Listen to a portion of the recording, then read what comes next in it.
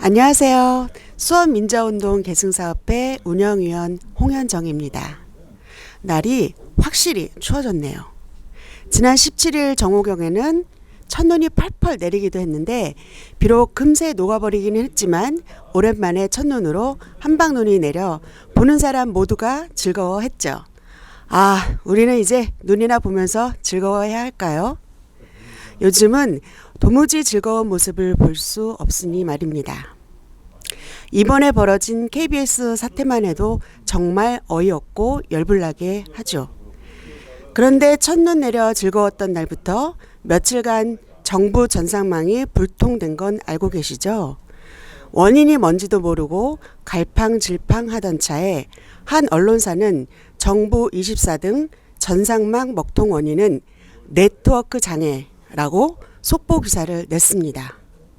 네, 먹통의 원인은 장애 때문이래요. 아랫나라 어떤 전직 환경 대신의 화법과 똑같습니다.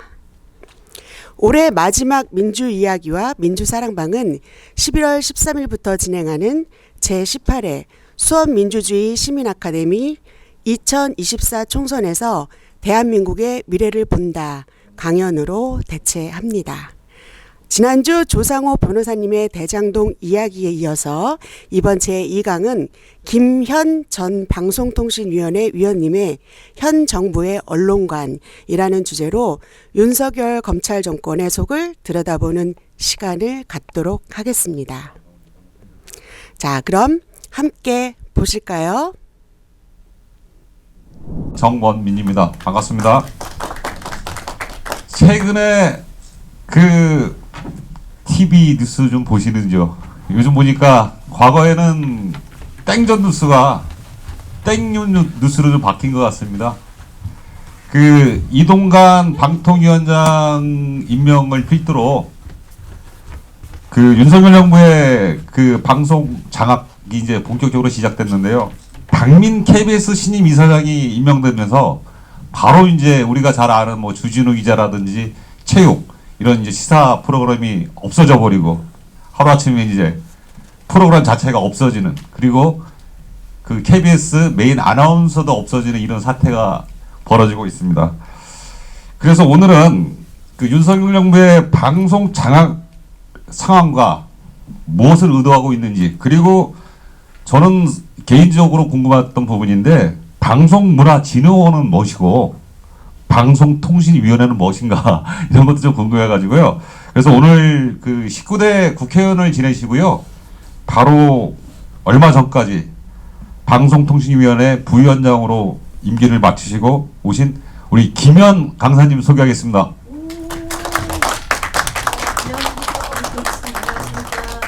시간 맞춰오냐고 제가 좀 그랬습니다. 조금 일찍 왔어야 되는데 여의도에서 수원까지 오느냐고 시간이 조금 걸리고요. 그래도 좋은 운전 기사분을 만나서 막 과속도 하고 시간을 맞춰서 왔습니다. 사실 이분이 강서구에 사시는 기사분인데 모아라는 주택이 이제 오세훈 시장이 하게 해가지고 잘 모르는 분들이 막 이렇게 사인하고 이런다고 저한테 전화번호도 달라고 그러고 그래서 그런 얘기하고 지금 막 도착했습니다.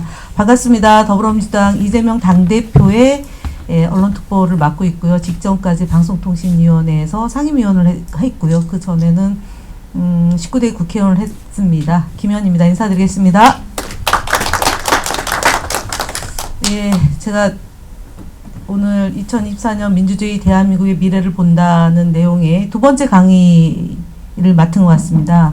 사실은 주제가 방송에 대한 얘기를 제가 유튜브나 아니면 어디 TV에 나가서 하면 도대체 뭐하러 보냐, 지상파 방송 뉴스를 뭐하러 보냐 이런 말씀도 하시고, 그럼 문재인 정부 때는 왜 그런 걸 못했냐는 지적을 제일 많이 합니다. 그래서 뭘 했는데 비판을 받았습니다.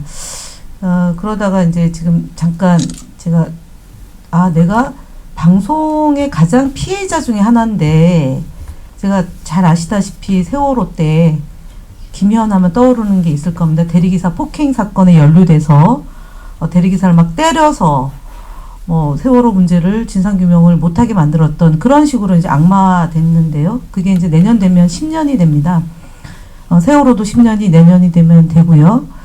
그래서 종편에서 거의 제 뉴스를 이렇게 돌리고 저렇게 돌리고 해서 100일가량을 아마 했던 것 같습니다. 그게 2014년 9월 15일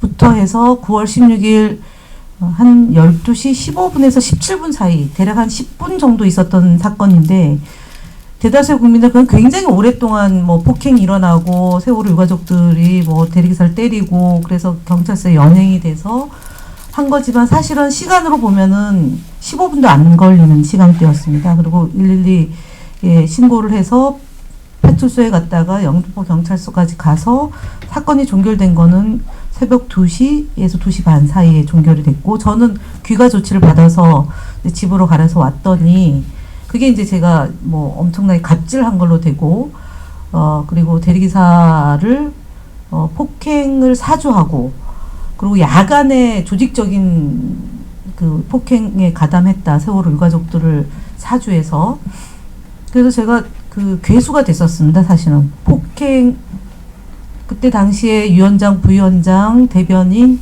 5명의 그 유가족이 있었는데요. 그래서 5명의 배후 조정을 해서 야간에 집단으로 대리기사를 때리고 청년들을 때려서 그래서 구형이 3년이 됐었거든요.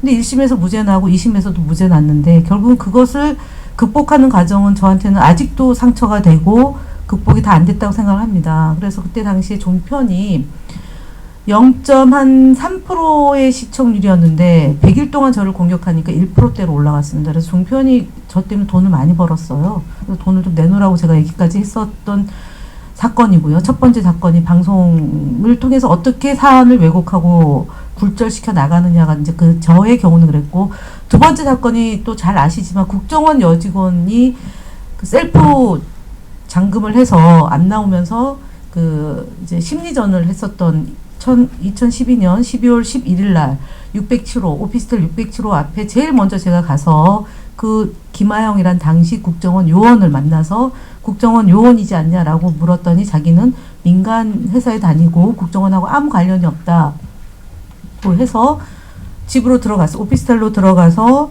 그때부터 문을 잠갔죠. 그래서 성관이하고 경찰서에서 나왔는데 1분도 채 안 돼 30초 만에 나오더라고요. 그러고 나서 2박 3일을 문을 잠그고 안 열고 그 당시 자기가 댓글 공작 하던 것을 몽땅 다 지우고 자진해서 나왔는데 그때는 이미 그 대선에서 저희가 가녀린 여성을 감금했다. 그것도 제가 한 걸로 돼 있습니다. 그래서 제가 폭행 감금녀로 돼 있는데 그것도 당시에 저희가 결국 대선에 졌는데요. 한참 뒤에 국정원이 심리전단을 동원해서 뭐 1인 1조, 1인 2조, 그러니까 1인 2인 해서 뭐 그 양수리에 가서 뭐 그 커피숍에 가서 댓글 공작하고 그것이 지난 대선 2012년 대선 박근혜가 탄생하게 된 배경입니다. 그래서 제가 2012년 12월 11일 날 제일 먼저 오피스텔에 가서 국정원 요원 당시 요원에게 그 이제 당신이 국정원 요원 아니냐라고 했는데 아니라고 해서 저는 하여간 그래서 또 한 번 국정원으로부터 타겟이 되고 앞서 말씀드렸던 2014년 세월호 당시에 상황실장을 맡았었는데요. 제가 제일 먼저 그 국정원이 연결되어 있는 거를 밝히고 그래서 상황실장을 맡아서 100일 동안 거의 뭐 낮밤을 가리지 않고 진상규명을 하기 위한 노력을 기울였는데 당시 사건이 벌어지면서 제가 이제 그 역으로 세월호의 진상규명을 방해하는 사람으로 종갑이 된 거죠. 저는 개인적인 건 그 두 건이고요. 그 위에 이제 많은 사람들이 비슷한 사건이거나 하고 훨씬 더 강한 그런 그 검찰과 언론에 의한 공작에 의해서 당한 분이 우리가 알고 있는 조국 장관 가족 사건이 그런 거고요. 그 다음에 이제 추미애 장관도 마찬가지로 온 가족이 거의 이제 몰살당하다시피 하면서 추윤 갈등으로 해서 마치 윤석열은 모든 것을 잘했고 추미애 장관이 뭔가 잘못해서 벌어진 일인 것처럼 해서 대통령을 만든 1등 공신이 추미애다라는 그런 허무맹랑한 프레임을 만든 것도 검언 유착에 의한 거라고 저는 보죠.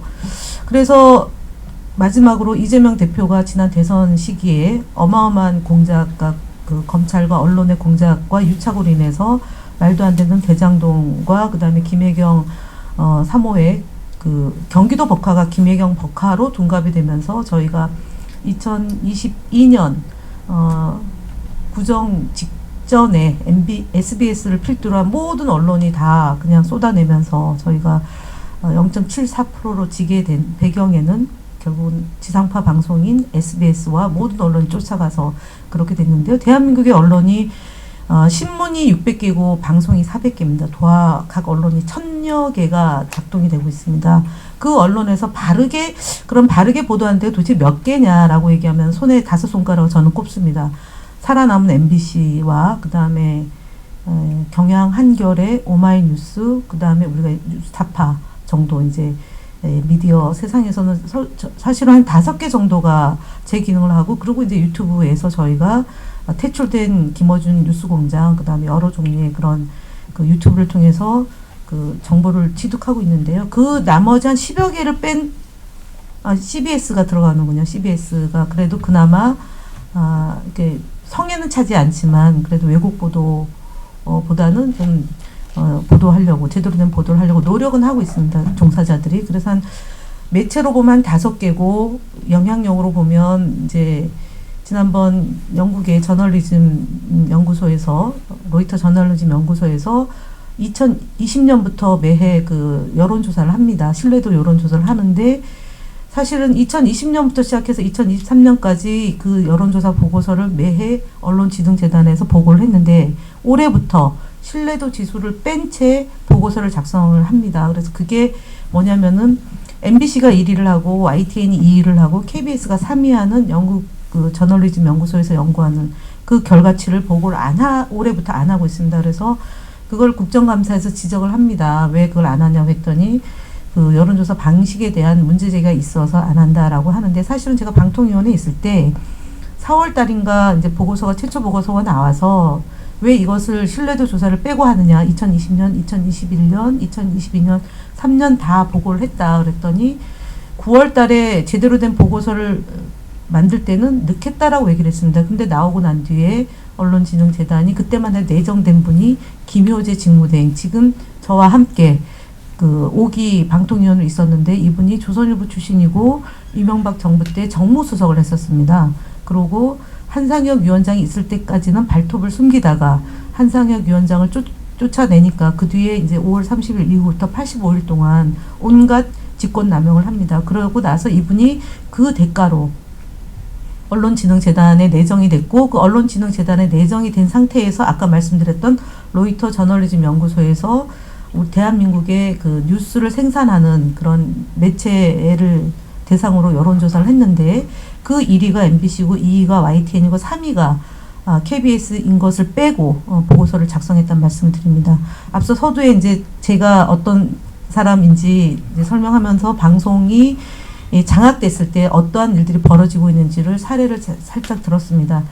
방송통신위원회는 사실은 2006년도에서 2007년도에 노무현 대통령 시절에 방송통신 융합시대 그 이전에는 방송위원회라고 그러니까 비정부 기구이지만 대통령이 임명하는 그런 방송위원회를 만들었습니다. 여러분들이 잘 알고 있는 최민희 의원이 그때 당시에 방송위원회 부위원장으로 있으면서 방송통신 융합시대로 우리가 그 소위 그러니까 방송과 통신 SK, LG 그다음에 KT 이 통신사에서 발간되는 콘텐츠가 굉장히 그 이후에는 엄청나게 커진다 이 시장이. 그래서 방송과 통신을 함께 묶어서 그 조직을 만들어야 된다라고 2006년도부터 7년도까지 연구했는데 그 뒤에 저희가 540만 표로 정권을 뺏기고 이명박 정부가 들어서고 여러분들이 잘 알고 있는 방송대군인 최시중 위원장이 들어서면서 그 이 방송통신위원회라는 걸 설치하고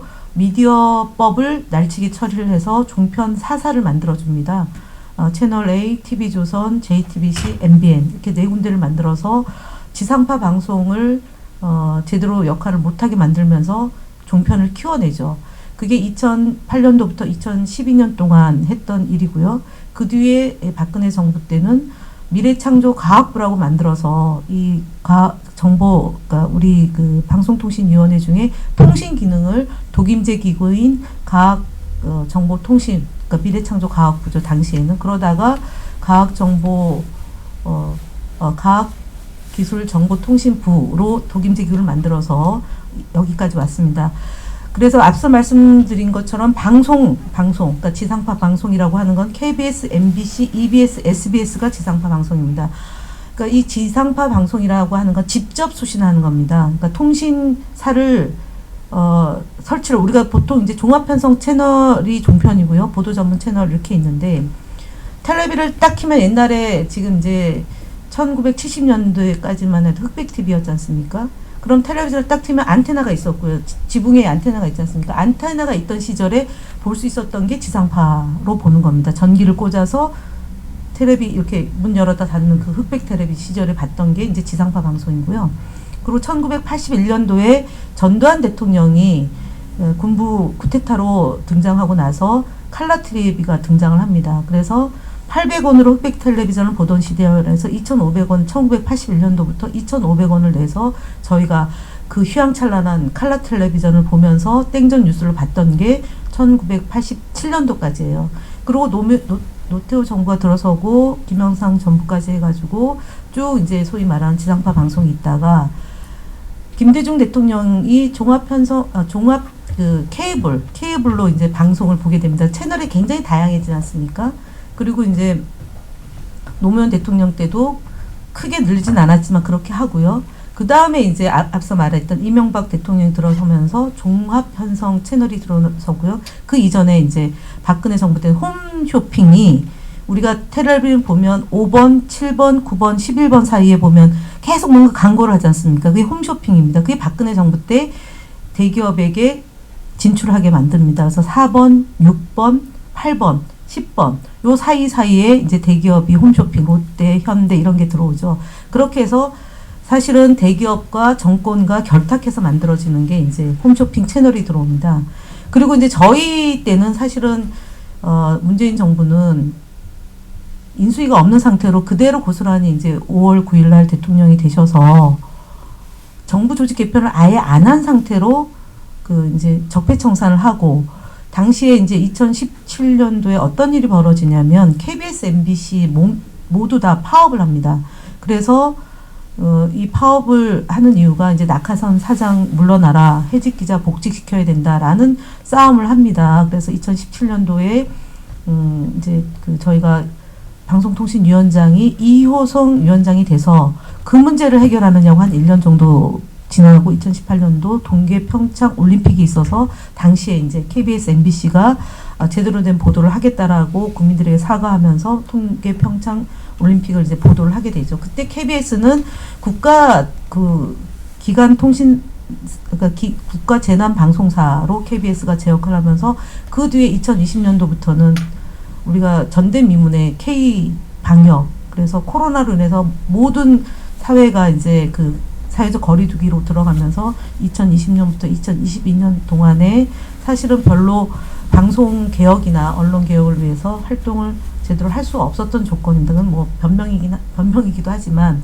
결국은 제대로 못한 상태에서 윤석열 대통령이 3월 9일 날 당선이 되고 5월 9일까지 인수위원회를 하게 되는데 이때 사실 윤석열 대통령이 제일 하고 싶었던 건 뭐냐면 정부 조직 개편을 해서 방송통신위원회를 그 합의제 기구입니다. 5명으로 구성이 돼서 위원장은 대통령이 임명하고 차관 1명을 대통령이 임명하고 나머지 1명은 그 대통령이 배출한 정당의 상임위원이 되고 그 나머지 2명은 대통령을 배출하지 못한 정당의 2명이 이제 5인으로 해서 5명이서 합의하고 협의하는 게 방송통신위원회가 아까 얘기했던 방송사에 대한 승인, 허가 이 부분에 대해서 그 논의를 하고요. 그리고 재승인, 재허가 이걸 하는 데가 방송통신위원회입니다.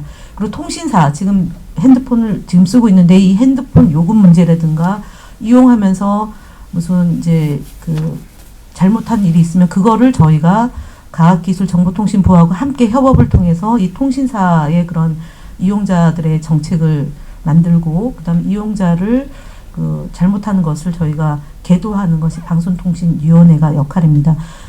통신 분야는 워낙에 이제 예를 들면 갑자기 SK가 단절이 됐다 내지는 뭐 KT가 불이 나가지고 핸드폰을 못 쓴다. 그러면은 막 신고하잖아요. 그럼 저희가 현장에 나가서 이 피해가 어느 정도 되느냐에 따라서 피해 당사자들에게 복구 비용을 얼마나 해준다. 이런 것들을 이제 관리하는 거기 때문에 기술적인 문제입니다. 그리고 이제 정책에서 알뜰폰이라든가 아니면은 어르신들에게 좀 더 많은 혜택을 주기 위해서 뭐 그 공부도 가르친다거나 이런 식의 이제 정책을 펼치고 있어서 그 한 영역이 통신 영역이고요.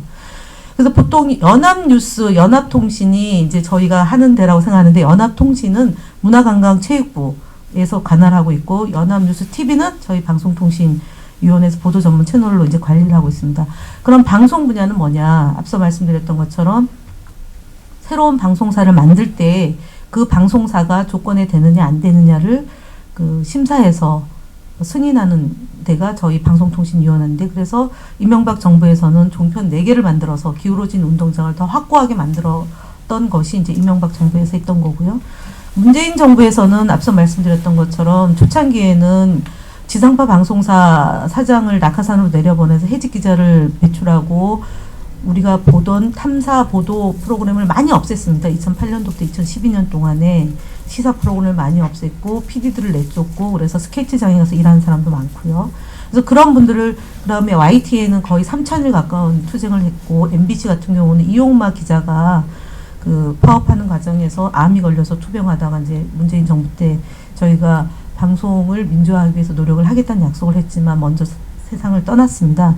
그렇게 해서 상반기에 했던 거고 하반기 때는 앞서 드렸던 코로나 때문에 제대로 못했지만 그럼에도 불구하고 했어야 되는 지배구조 개선 문제라든가 방송법을 좀 바꿨어야 되는데 그때 제대로 못했습니다. 여야가 의석수가 저희가 180석이 2018년도에 그 만들어줬음에도 2020년도에 만들어줬음에도 불구하고 대선 경선 시기 뭐 그리고 당내 그런 갈등 때문에 언론 문제는 제대로 손을 못 보면서 지금처럼 이사를 함부로 내쫓아도 되는 그런 구조가 됐는데 다행히도 정청래 위원장이 방송통신위원장이 되면서 가방위원장이 되면서 방송법을 개정해서 지금 이제 국회에 올라가 있죠. 지금 패스트트랙으로 올라가 있고 곧 이제 물론 대통령이 거부권은 행사하겠지만 내년 총선이 또 결과 여하가 어떻게 되느냐에 따라서 또 한번 이제 저희가 방송 장악을 막을 수 있는 그런 일이 있을 것 같습니다. 지금 이제 요 자료는 제가 그 참고하시라고 드렸고 이 내용으로는 다 굳이 안 해도 내용들을 다 아실 것 같습니다. 여기 오신 분들의 그 제가 쭉 보니까 오랫동안 현장도 누비셨을 것 같고 방송 장악에 대한 그런 성토도 많이 하셨을 것 같습니다. 특히 저희가 지금 이제 그 한상혁 위원장을 구속시키려고 했으나 이제 위원장이 구속 사유는 안 돼서 불구속 상태에서 재판을 받고 있는데 저희 방통위 직원 2명이 이제 구속됐다가 보석이 됐습니다. 그게 이제 TV조선을 승인하는 과정에서 점수를 수정했는데 그것을 조작했다는 미명하에 지금 저희 직원 국장, 그러니까 거의 방통위에서 그분은 한 공무원 생활을 30년 넘게 하셨는데 이분은 지금 보석 상태에서 재판을 받는데 거의 집안이 그 풍비박산이 날 정도로 돈을 많이 변호사 비용이 많이 들어가고 있고요. 그 한 분 과장 한 분도 이제 그 재판 준비하느냐 거의 이제 가족들도 굉장히 힘들어하는 그런 상황이고 그리고 이제 한상혁 위원장은 다행히도 이제 본인이 변호사 출신이기 때문에 자기 변론을 하지만 굉장히 어려운 시기를 겪고 있습니다. 그리고 KBS 이사 중에 한 분인 광주대학교 교수였던 윤석년 교수님도 지금 보석 상태에서 재판을 받고 있고요.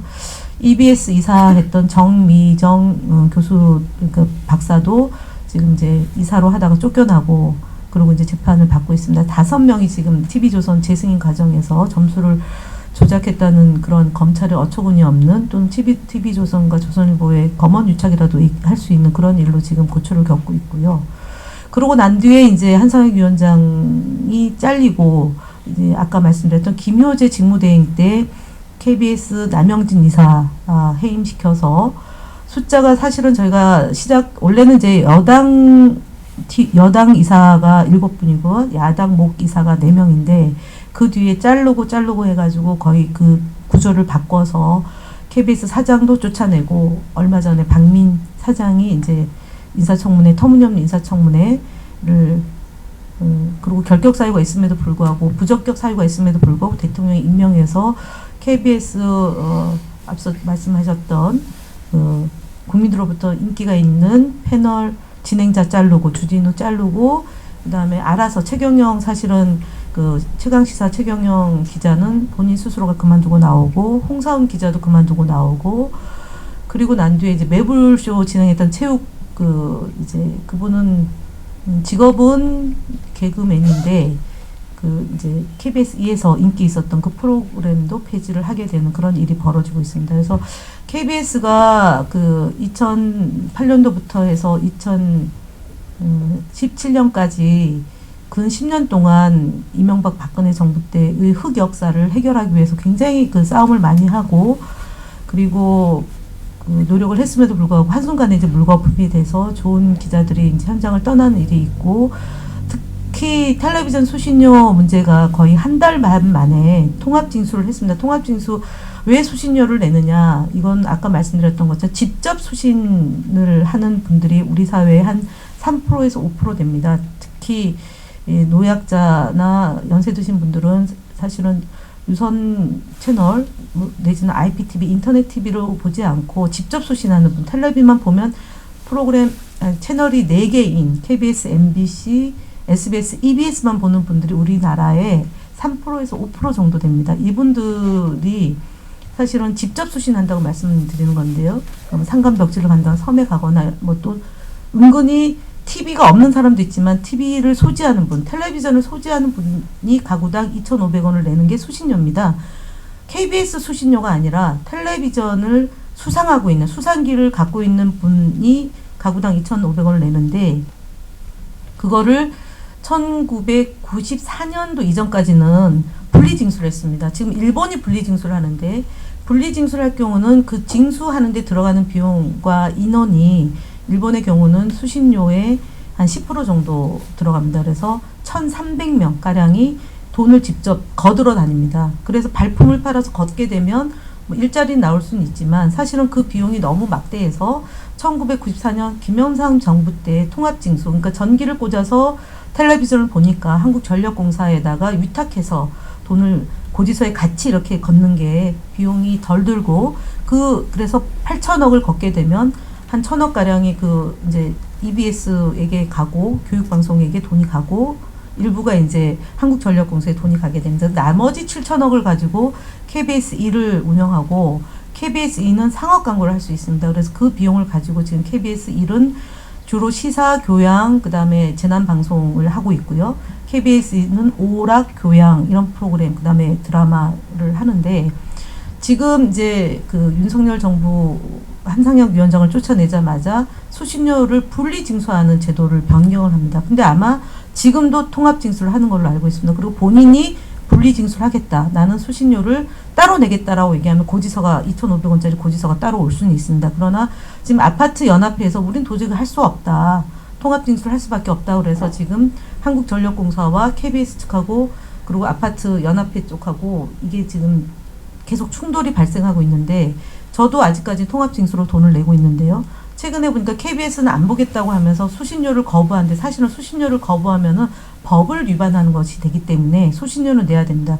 텔레비전 수상기, 내가 우리 집에 텔레비전이 있기 때문에 돈을 2,500원을 내는 거지 KBS 시청료가 아닙니다. 그러니까 혼돈하지 말아야 되는데 현재 윤석열 정부가 그렇게 현혹해서 KBS와 국민들을 이간시키고 그리고 KBS의 자원이 부족해지면 좋은 콘텐츠를 제작할 수 없기 때문에 시청률이 떨어지면 신뢰도가 떨어지고 그러면 어떻게 되냐. 종편으로 상업 광고가 갑니다. 이것이 원래 2008년도에 최시중이 하려고 했던 건데 그때는 이런 식으로 한 게 아니라 텔레비전 수상기를 보는 수신료를 3,500원 정도로 인상을 시켜서 그 나머지 상업 광고 비용을 종편으로 주려고 그랬는데 그것이 무산이 되고 이번에는 KBS에 대한 신뢰도를 떨어뜨려서 상업 광고를 종편으로 가게 하는 아주 고도의 전략을 지금 쓰고 있는 거라서 수신료는 내야 된다.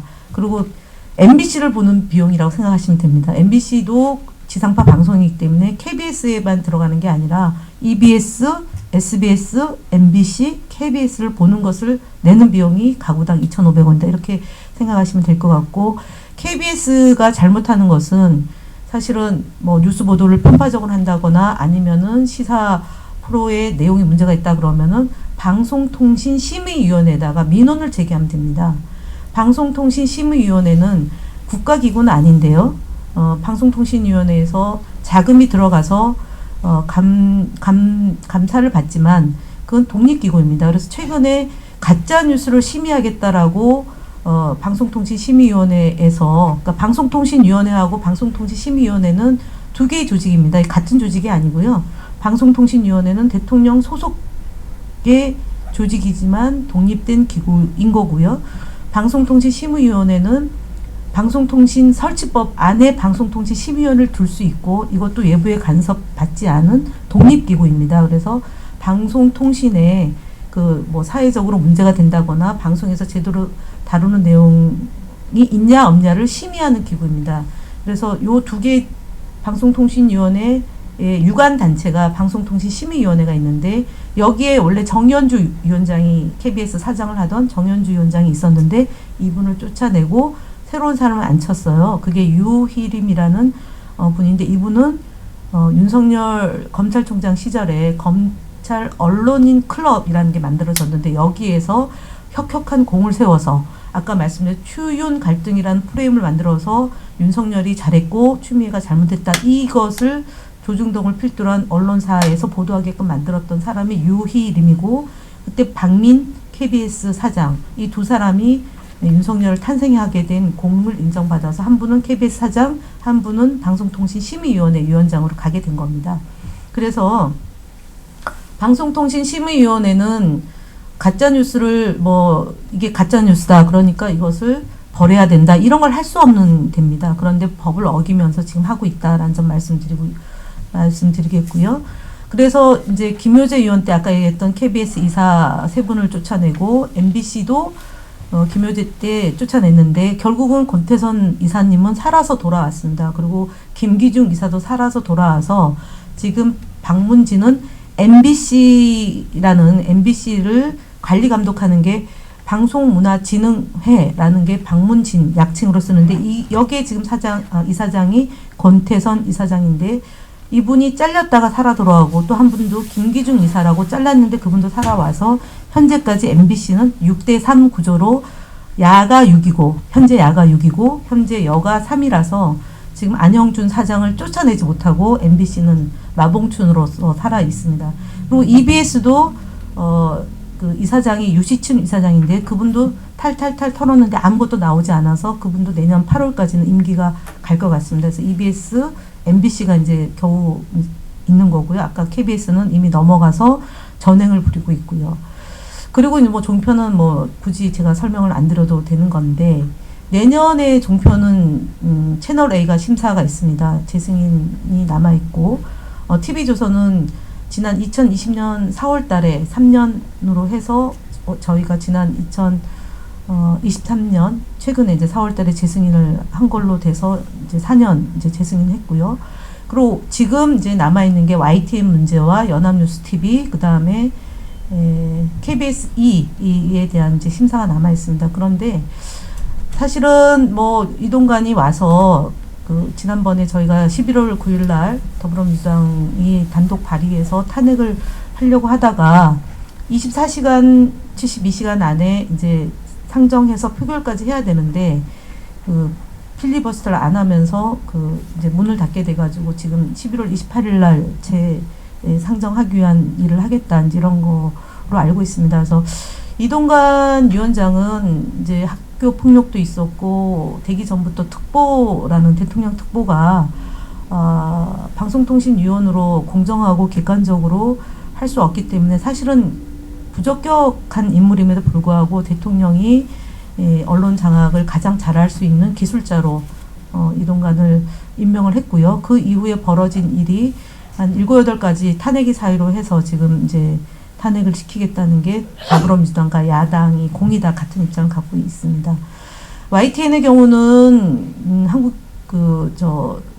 전력공사와 마사회가 지분의 30% 이상을 갖고 있고 그다음에 YTN 직원들도 이제 뭐 적은 숫자지만 0.2% 정도 지분을 갖고 있는데 그거를 전혀 방송과 관련이 없는 기업에다가 지금 인수를 하겠다고 하고 이제 심사를 이제 할 텐데요. 저는 좀 싸워야 될 문제 같습니다. YTN도 싸우고 이제 시민들도 관심을 갖고 YTN이 넘어가지 않도록 해야 되고요. 결국 탄핵으로 가게 되면 YTN 문제는 그 공전이 될 것 같습니다. 그리고 두 번째로 연합뉴스 TV도 지금 연합뉴스와 연합뉴스 TV는 사실은 사장이 같은 분으로 해서 지금 연합뉴스로 시작해서 연합뉴스 TV까지 간 건데 저희 방통위가 재승인할 때 2025년까지 사장을 좀 분리해라라는 조건을 붙여서 재승인을 했는데 느닷없이 갑자기 이제 을지재단, 을지병원을 운영하는 마약 혐의 3,000번을 갖고 있는 그분에게 이제 넘겨서 지금 연합뉴스 TV 이 사장을 교체하려고 하고 있습니다. 그래서 그 부분도 좀 숙제로 남아 있는데 이상과 같이 이동관 김효재 직무대행 때 벌어졌던 일, 이동관 체제에서 벌어졌던 방송 장악이 결국은 내년에 있을 총선에서 KBS, MBC는 지역 방송이 굉장히 좀 탄탄합니다. 그러니까 저희는 수도권에 있기 때문에 지역 방송을 많이 접할 길은 없는데 사실은 서울에서 방송하지 못하는 것을 울산 MBC나 부산 MBC나 보도했던 사례들이 있습니다. 예를 들어서 양평 고속도로 문제라든가 아니면은 그 김건희 씨와 관련된 내지는 장모와 관련된 사건이 서울에선 보도가 안 되는데 지역에서는 보도를 한다거나 또 하나는 이제 KBS 경우는 좀 분리돼서 운영을 하고 있습니다. 지역 KBS는 그래서 핵폐기수 오염수 처리 문제나 이런 거 관련해서는 부산이나 제주나 이런 소위 부울경에서는 굉장히 이슈를 다루고 있기 때문에 내년 총선이 임박할수록 사실 저희가 총선 이제 1988년도부터 13대부터 2020년까지 21대까지 보면 수도권의 경우는 200표에서 300표 내지는 경상북도의 경우도 100표, 200표 차이로 순위가 바뀌는 경우가 있습니다. 그래서 방송을 땡뉴 뉴스로 한다거나 내지는 제대로 된 비판 보도를 못하면 중도나 보수 쪽에 있는 사람들이 결집하면서 200표, 300표 차이로 당락을 좌우할 수 있는 그런 지역이 제가 볼 때는 20개에서 30개 정도 된다고 봅니다. 그래서 이렇게 무리하게 KBS나 MBC 사장을 교체해서 방송을 장악하려고 하는 것은 여론 지형이 아무래도 바뀌지 않지 않습니까? 35%. 그것도 사실은 보수 가표집, 중도 가표집을 한 갤럽의 조사로 놓고 보면 자세히 뜯어보면은 한 거기서 10% 정도를 빼고 보면은 윤석열 대통령의 지지율이라고 볼 수 있는데 대통령 지지율이 25%에서 30% 되면 그 정당은 선거를 치를 수가 없습니다. 적어도 대통령 지지율이 45%에서 50%가 될 때 대통령과 그 집권 여당이 힘을 갖고 선거를 치를 수 있다. 그래서 다수당이 되는 건데 지금처럼 대통령 지지율이 저렇게 안 오르고 그러고 집권 여당이 이제 계속 분열된 형태로 가면 할 수 있는 거는 여론을 조작하는 것이죠. 국정원을 동원한 여론 조작, 검찰을 동원한 야당 인사에 대한 탄압, 그리고 방송에서 제대로 된 보도를 못하게 하는 것 해서 1% 정도만 좌우해도 사실 굉장하게 이 수도권은 출렁될 수 있습니다. 그래서 그걸 위해서 이동관을 무리해서 학폭과 방송장악 기술자라는 그런 여론이 악화됨에도 불구하고 무리하게 했던 거라고 보여집니다. 그래서 마무리를 하자면 지금 이제 저희가 그 방송통신위원회가 2명 구조인데요. 여기서 중요한 의사결정을 하면 안 되는 겁니다. 그리고 최민희 의원이 7개월 7일째 되는 날 11월 7일 날 이제 더 이상 기다리지 않겠다고 그러고 사표를 그러니까 내정자 신분을 떼고 본인은 방송통신위원회에 들어가지 않겠다라고 이제 선언을 했는데요. 실제로 이제 5명이 들어가면 3대2 구조입니다. 그래도 3대2이기 때문에 저희가 야당에서 방송 장악을 막을 수 있느냐라고 얘기는 할 수 있지만 그래도 그러니까 함부로 할 수는 없습니다. 제가 이제 2대1 구조에서 있다가 뭐 단식도 하고 그랬지만 MBC 방문진을 한 3주를 제가 단식하면서 일주일 맞고요.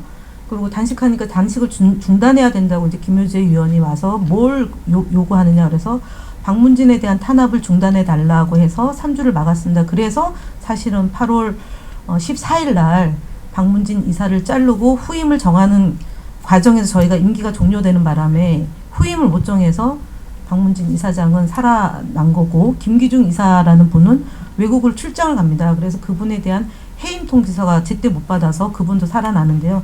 그런 식으로 저희도 편법을 쓰고 편법이라기보다는 묘수를 내고 잔수를 써서 결국은 MBC 안에서도 뭐 종사자들이 열심히 이제 대응한 것도 있지만 그래서 MBC를 좀 그나마 버티게 한 건데 그런 역할을 하는 겁니다. 야당이 들어와서 지금 저희가 여야가 그나마 이 정도로 그 이제 뭐 정부 조직 개편을 통해서 막 휘둘러야 되는데 시행령밖에 못한 이유가 의석수가 그나마 야당 180석, 저기가 103석, 그리고 이제 중간에 변절한 분들 포함해서 대략 한 110석, 180석 되면서 야당이 의석수가 있어서 그걸 버텨주는 거지. 안 그러고 만약 내년에 방송 장악해서 여론을 왜곡시켜서 수도권이 지금 이제 뭐 123석 정도 되는데요. 야당이 그 의석수가 줄어들고 또 부울경이 줄어들고 이래서 150석 단독 예를 들어서 국내임이 되고 저희가 150석 미만이 된다 그러면은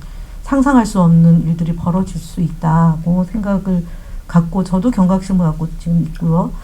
그런 걸 위해서 방송을 장악하고 있다. 그래서 KBS 안 보면 되지가 아니고요. 사실은 더 모니터를 해야 됩니다.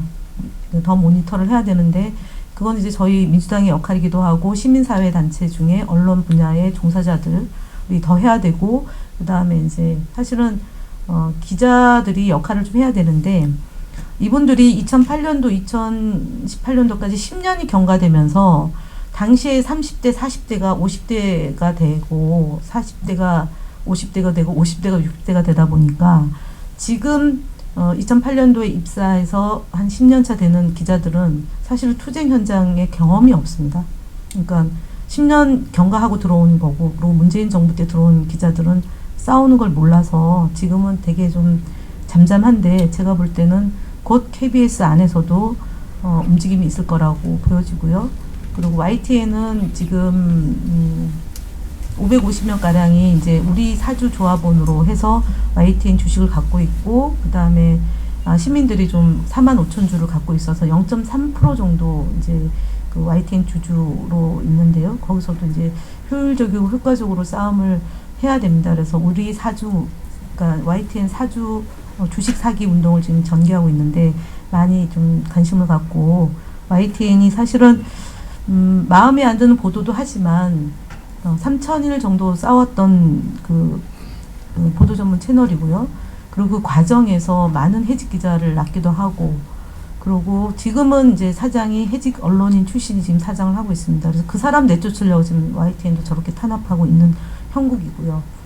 그리고 연합뉴스는 이제 국가기관 통신사고 연합뉴스 TV가 같이 이제 하고 있는데 실제로 이제 연합뉴스 TV나 YTN의 이제 시청률을 보면 대략 한 0.8%에서 1% 되는데 지금 종편 4사보다는 보도 전문 채널인 YTN이나 연합 TV가 그래도 공정하게 보도를 하고 있습니다. 그래서 뭐 공공기관이나 이런 데 가면 주로 이제 YTN이나 연합뉴스 TV가 틀어져 있고요. 이제 식당에 들어가시면 TV조선 틀어져 있는 집은 보통 이제 어느 정당을 지지하는지 알 수 있는 거고 대부분 뭐 MBN 틀어져 있는 데는 약간 중도 성향이 있고 두 개, 그러니까 채널 A TV조선은 뭐 보수 성향이 강한 거고 중도 성향은 MBN 뭐 그리고 JTBC도 사실은 뉴스 기능이 거의 이제 없어지고 그리고 이제 인원 감축도 하고 있는 그런 상황입니다. 그래서 전반적으로 이제 여론 지형이 그래도 안 좋았는데 더 나빠지고 있지만 어쨌든 MBC가 잘 버티고 또 저희 그 현장을 누비고 있는 유튜브들이 있어서 그 이제 뉴스 보도를 통해서 바른 뉴스를 좀 접하고 있는데 그래서 정권을 한번 뺏기면 이렇게 속수무책으로 당하고 왜 그럼 뺏겼냐라고 수만 가지를 얘기하지만 어쨌든 뺏긴 건 뺏긴 거고 또 이제 총선은 대비를 해야 되는 상황이 됐습니다. 그래서 제가 앞서 방송 장악을 하면 사람들이 어떻게 죽어나가는지를 그러니까 저는 현장에서 경험했고 또 방송통신위원회에 있으면서 이제 한 방송사가 사실 터무니없는 일로 사람을 막 자르고 합니다. 근데 저희 같은 경우는 상상도 하지 못했던 일을 지금 이제 김효재 직무대행과 이제 이동관 방송통신위원장이 하고 있는데 이제 11월 28일 날 탄핵을 하면 180일 기간 안에 탄핵을 인용할 건지 아니면 기각할 건지를 결정하게 됩니다. 그러면 한 3, 4개월은 좀 그래도 숨통을 좀 돌릴 수 있는 기간이어서 그 기간에 총선을 잘 대비해서 야당이 좀 분열하지 않고 힘을 모아서 180석을 확보할 수 있을지는 제가 장담은 못하겠지만 많은 국민들이 지금 이제 분노하고 있고 윤석열 대통령에 대해서 심판해야 된다는 여론이 있고 저도 뭐 안산에서 지금 활동하고 있는데요. 아침마다 이제 명함을 돌리면 이제 느낌이 있습니다. 그래서 이게 정말 정당에 여의도에 있는 분들이 국민을 쫓아가지 못하고 있고 또 정치인들이 그렇다고 해서 정치인들이 잘못한다고 하더라도 정치인들이 쪽수가 많으면 막을 수는 있더란 말이죠. 그러니까 탄핵을 단독 발의가 된다는 것만 해도 100명이 발의를 하면 150명이 찬성하면은 탄핵이 상정이 되죠. 장관까지는. 대통령은 180석이 발의를 해서 200명 이상이 찬성을 해야지만 이제 상정이 되는 거기 때문에 적어도 150석은 넘겨야지만 저희가 막아낼 수 있다. 그러니까 민주주의를 지킬 수 있다라고 생각을 합니다. 그래서 3년 정도 제가 2020년 8월 24일 날 들어가서 2024년 8월 24일 날 나왔는데요. 그 와중에 대한민국이 정말 이렇게 급전직하로 무너지는 것을 공무원들과 하고 경험했습니다. 바람보다 먼저 눕는다는 게 공무원인데 누워서 아무것도 안 하면 다행인데 누워있는 게 아니라 일어나서 발딱 일어나서 방송 장악에 제일 먼저 앞장을 서는 겁니다. 그래서 그런 친구들, 그러니까 그럴 수밖에 없는 이유는 뭐 이해 못하는 바는 아니지만 저희가 감사원의 유병호, 그 다음에 권익위의 전현희 위원장을 괴롭혔던 공무원, 저희 방통위 직원들, 그 다음에 국토교통부의 그 양평 고속도로 바꾸는 이런 공무원들은 다음 정부에 반드시 저희가 집권을 하면 그 대가를 치르게 해야 된다라고 생각을 합니다. 그 공무원들이 정말 머리 좋고 공부 잘해서 행정고시를 패스해서 나라를 망치는 일, 그러니까 바람보다 먼저 누워 있는 게 좋은데 누워서 일어나가지고 나쁜 일을 벌이고 있는 점은 반드시 응징해야 된다고 생각을 하고요. 그리고 김효재 직무대행 지금 활동하고 있는 이상민 위원 그리고 이동관 위원장 역시 법을 위반한 방송법 위반, 그 다음에 행정절차법 위반, 국가공무원법 위반, 그리고 방통위 설치법 위반 등 해서 그 대가를 치러서 감옥에 넣어야 된다라고 생각을 합니다. 지금은 제가 이제 원외에 있는지라 이제 내년 총선이 제일 중요하고요. 그리고 이제 시민들께서 이런 KBS나 특히 종편을 보기 싫더라도 보면서 모니터를 해서 민원을 아까 말씀드렸던 방송통신심의위원회에 좀 넣어서 제대로 심사할 수 있도록 좀 역할을 해야 됩니다. 그리고 지금 시기가 120일 전부터는 그 선거 방송을 공정하게 해야 되고 공정하게 하지 않으면 그것만 별도로 또 이렇게 다루는 게 그 방송통신심의위원회 안에 선거방송심의위원회라는 조직을 별도로 둬서 방송이나 신문이나 이런 데서 제대로 보도하지 않으면 그 민원을 제기하면 다루게 돼 있습니다. 그래서 사실은 국민의힘은 되게 바지런하게 막 집어넣습니다. 그래서 그 KBS나 MBC 특히 TBS 김어준의 교통방송 같은 경우 지금도 하고 있습니다. 지금도 프로그램이 폐지되고 방송사도 거의 제대로 작동이 안 되는데 심의를 계속하고 있습니다. 그런데 저희 쪽은 사실은 좀 많이 안 해서 그러니까 외려 종편을 안 보면서 잘못하는 것을 이제 방관하게 되는 그런 결과로 작용이 돼요. 그래서 저도 많이 얘기를 하는데 당에도 많이 하고 많이 얘기하고 이제 시민사회 이제 활동하시는 분들한테도 얘기를 하는데 여기 계신 분들도 이제 보기 싫더라도 좀 보면서 모니터를 해서 신고 민원을 제기하면 됩니다. 심의위원회 들어서 하면 되니까 그런 역할을 반드시 좀 해주십사는 부탁을 드리면서 요건 한번 쭉 보시면은 저희가 그동안 한 1년 5개월 동안 어떤 일을 당했는지를 좀 이렇게 일독을 하시면 좋을 것 같고요. 참고해 주시고 혹시 이제 제가 볼 때는 지금 시간이 대략 한 45분 정도 한 것 같습니다. 지금 7시 17분인데요. 그러니까 질문과 답변을 하는 시간이 더 유익할 것 같아서 여기서 발제를 마치겠습니다. 감사합니다. 여기 참여하신 분들 수준을 대단히 높게 보셔가지고 저는 아니 뭐 중간에 조신 분도 있었어요. 예, 좀 일단 뭐 저부터 사회자부터 질문을 좀 하겠습니다. 저는 방송통신위원회와 방송문화진흥원 이 차이를 지금 아까 이제 강사님 말씀하실 때는 방문진은 이제 MBC 뭐 이렇게 MBC를 했는데 관리 감독하는 조직이 방송문화진흥원, 약칭 방문진입니다. MBC를 관리 감독하는 MBC 경영을 관리 감독하는 겁니다. 그러고 저희는 KBS, MBC, EBS, SBS 소위 지상파 방송을 허가하는 곳. 그러니까 이 방송이 제대로 해도 되는지 안 해도 되는지를 심사해서 허가하는 곳이 방송통신위원회니까요. 상급기구라고 보시면 돼요. 상급기 방통위가 있고 MBC만을 이렇게 하는 방문진이 있고 그다음 방송통신심의위원회가 또 있고 방송통신위원회 법 안에 방송통신위원회 설치에 관한 법률 안에 방송통신심의위원회를 둘 수 있습니다. 이건 심의기구입니다. 심의만 하는 기구이기 때문에 허가, 승인, 그 다음에 이제 그 통신 분야에 대한 정책 이것을 통할하는 것이 방송통신위원회고요. 이건 정부기구이고요. 방송통신위원회는 비정부기구인데 대통령이 임명합니다. 위원장과 상임위원 세 분을. 그러니까 조직으로 보면 방송통신위원회가 있고 그 옆으로 점선으로 하부 조직으로 방송통신심의위원회가 있고 그 방송통신위원회가 허가하는 것이 MBC인데 MBC가 허가가 나면 그 MBC가 제대로 하는지를 보는 데가 방문진이니까 밑에라 보시면 이해가 잘 됩니다. 자, 왜 이렇게 저는 아무튼 이게 제일 궁금했었거든요. 이런 식으로 한번 질문을 좀 이렇게 좀 해주시죠. 앞에서 졸고 계신 분이라고. 아니요, 안 졸았어요. 여기는 안 졸았습니다. 네.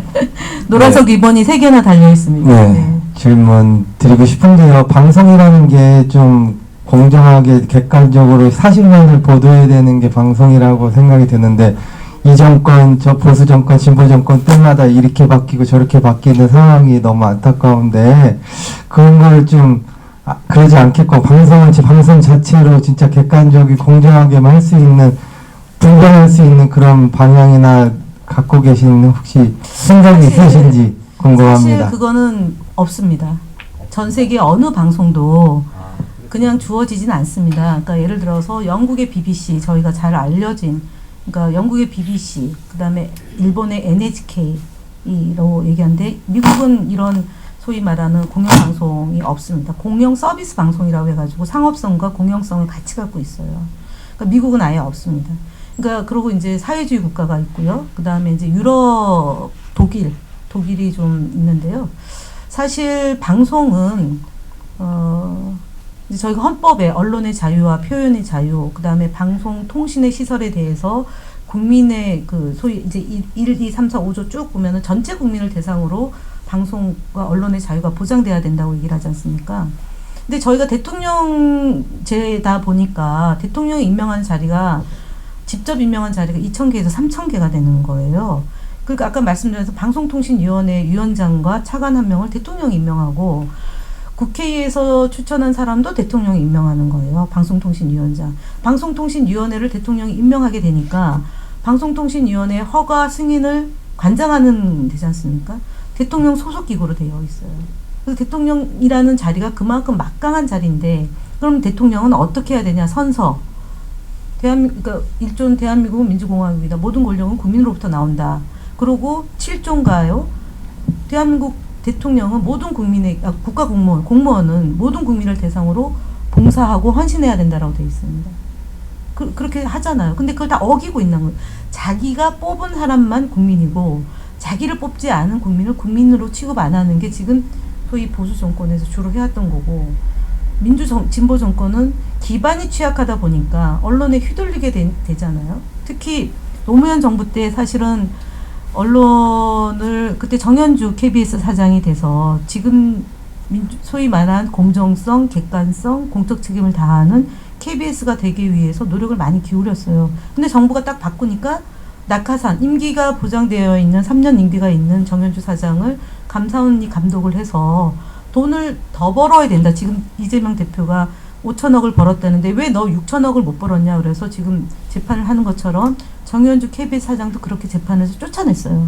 나중에 무죄가 났거든요. 근데 소용이 없는 거예요.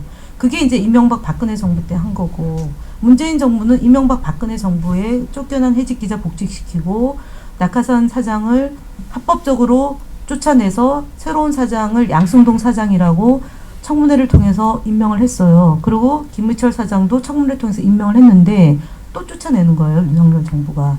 그러면 불가항력인 그 헌법과 같은 걸로 그러면은 만들지 않는 한 휘둘릴 수밖에 없는 건데, 이게 대통령이 되면 욕심이 생겨서 방송을 어떻게 좀 내 사람을 좀 집어넣고 좋은 방송을 만들려고 하다 보니까 이런 문제가 생기는 겁니다. 그래서 적어도 지금 방송 3법 이사 구조를 좀 더 늘려서 시민사회단체나 경영 뭐 책임자나 이런 많은 분들이 들어가면 함부로 휘둘릴 수가 없다. 그래서 지금 계류 중인 방송 3법이 그런 제동 장치의 일환이기도 합니다. 그런데요, 지금처럼 윤석열 대통령처럼 카드를 뭐 3만 원 밥값을 써야 되는 이상서 3만 2천 원짜리를 썼어요. 그리고 그걸 갖고 감사원 결과가 나오기도 전에 해임을 시켜버리는 일을 한다면 그거는 또 다시 노루와 타불이 되기 때문에 가장 중요한 건 대통령을 잘 뽑아야 되는 거고요.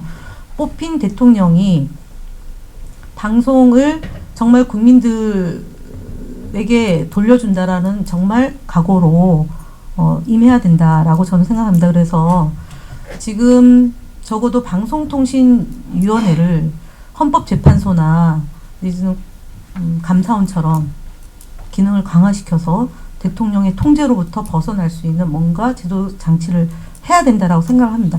그래도 사람이란 마음이 화장실 들어갈 때와 나올 때가 달라서 정말 제도를 바꾸고, 그리고 국회의원 숫자가 그래서 중요한 거예요. 이거를 시행령으로 바꾸지 않고 방송법을 개정해서 제정해서 해야 되는데, 그러니까 대통령이 사심을 버려야 되는 게 첫 번째고요. 두 번째는 국회가 제 역할을 할 수 있는 국회의원으로 돼야지만 지금 말씀하신 게 덜 이루어질 수 있다라고 생각하는데 100%는 없더라고요.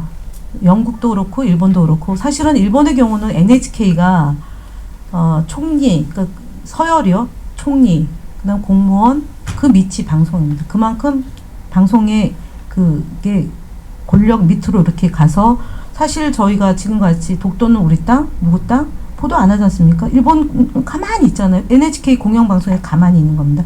BBC가 얼마 전에 이제 몇 년 지나서 나왔지만 다이아나 항태자비가 그 의문의 죽음을 당한 것을 보도를 못하게 하겠다.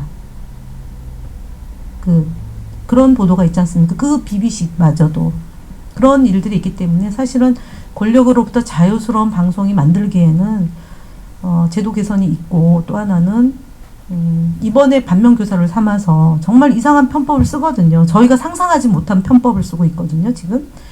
그러니까 우리가 순진했다라고 얘기할 수도 있고, 2017년도에 저희가 어떤 일이 있었냐면은 그러니까 대통령이 당선되고 5월 9일 날부터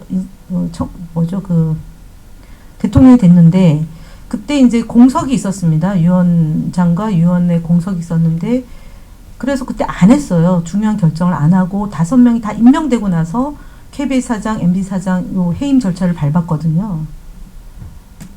근데 얘네들은 2명 가지고 합니다. 안 되는 거거든요. 근데 그냥 해요. 왜냐? 유착이잖아요. 만약에 우리 정부에서, 문재인 정부에서 2명이 때 뭐 KBS 사장을 쫓아내거나 MBC 사장을 쫓아내기 위해서 박문진 이사장을 해임시켰거나 그러면 탄핵하자고 난리가 났었을 거예요. 그때 당시에 보수 태극기 부대에서 합법적으로 해도 문제가 되는데, 불법적인 행위를 해도 지금은 검찰 공화국이기 때문에 봐주더라. 근데 이런 일이에요. 그래서 내년 총선이 정말 중요하다. 정권에 대한 심판과 아울러 좋은 정치인이 국회의원이 돼야지만 지금 현재 이렇게 걸려있는 사안들을 해결할 수 있다라고 생각을 합니다. 그러니까 뭐 비관적이다는 건 아니고요. 그 보도를 제대로 하려면 일선에 있는 언론인들이 바로 서야 되는 거고, 그리고 경영진이 편집권을 간섭하지 말아야 되는데 막 하지 않습니까? 박민 사장이. 이전에 저희 민주정부에서 사장들은 안 했어요. 하면은 진짜 감옥 가기 때문에. 근데 지금은 감옥을 안 간다는 확신이 있으니까 막 하죠. 근데 감옥 갈 겁니다.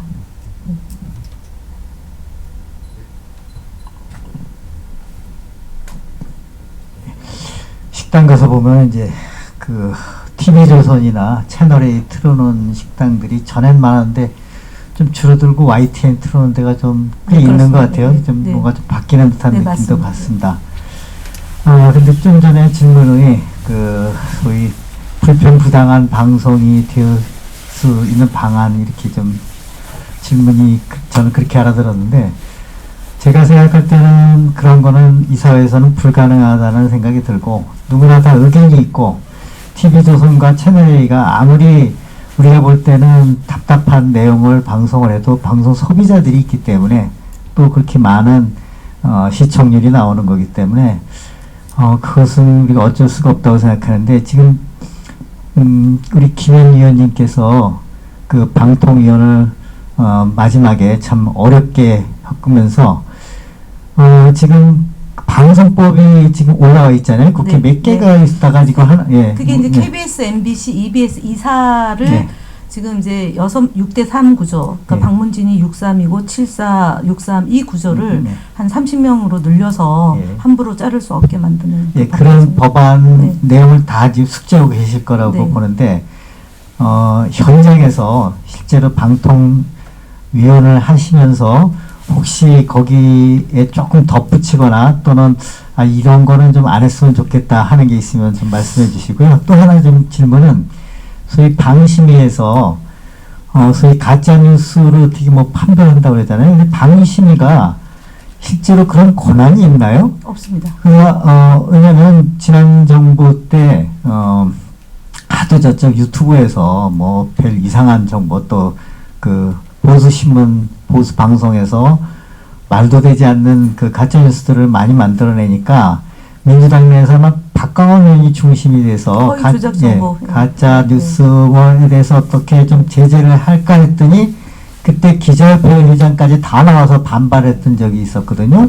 그런데 적어도 그건 법안도 아니고 지금 있는 방심위에서 그런 걸 한다고 하는 것이 힘도 없는데 그게 가능한지, 제가 사실은 국가의 권력이 그렇게까지 할 수 있는 건지 심히 우려되고, 그것은 제가 이제 김어준의 뉴스공장을 보면은 심의위원회에서 이 뉴스는 잘못되고 이 매체는 잘못된 거라고 소위 구글에다가 이 제재를 요청하면은 어느 날 없어질 수 있다는 거죠.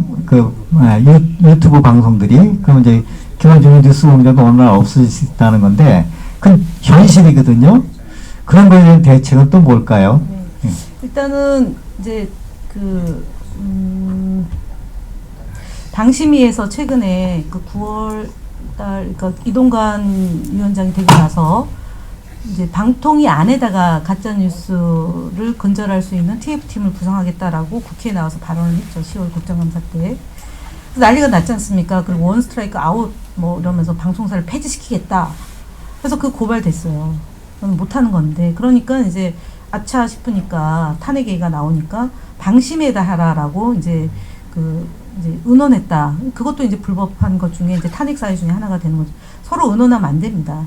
방통위와 방심위는 여기도 외부로부터의 간섭과 지시를 받을 수 없는 조직이고요. 방통위도 외부로부터의 지시와 간섭을 받을 수 없는 조직이에요. 할 수 있는 거는 방통위가 감사 나가는 겁니다. 그 이전에는 서로 뭘 의논하면 안 되는데 이번에 의논했다고 자백한 거예요. 그래서 탄핵 사유가 된 거거든요.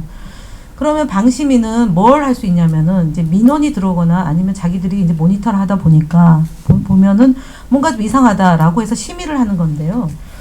그게 이제 제가 이제 혹시 기회가 되면 방송통신위원회의 설치 및 운영에 관한 법률, 소위 약칭 방통위법에 이제 해서 방심위는 심의를 하는데 그 내용이 이제